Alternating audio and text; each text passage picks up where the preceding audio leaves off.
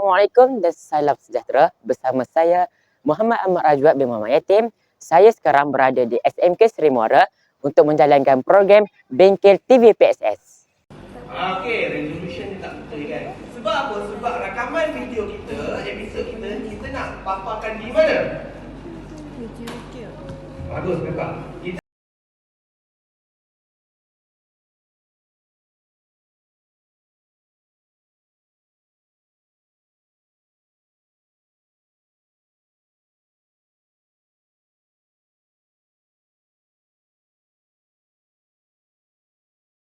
Salam sejahtera. Bersama saya Cikgu Faizal.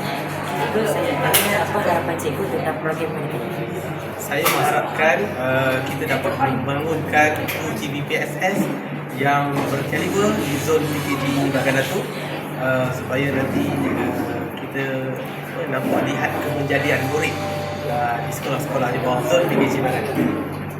Terima kasih cikgu atas penguasaan ilmu pada pagi ini. Kami akan memperbaik program TV PSS ini. Sekali lagi saya mengucapkan terima kasih. Terima kasih kerana telah menonton video kami. Jangan lupa untuk like, komen dan subscribe saluran kami. Jumpa lagi di video akan datang.